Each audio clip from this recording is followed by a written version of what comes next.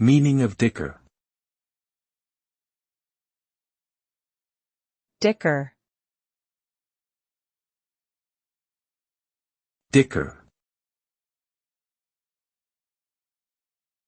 Dicker.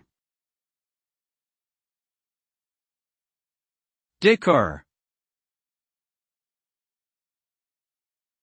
The word dicker typically means to negotiate or haggle over the price of something, particularly in a casual or informal manner. This can involve offering back-and-forth counteroffers until both parties are satisfied with the agreed-upon price.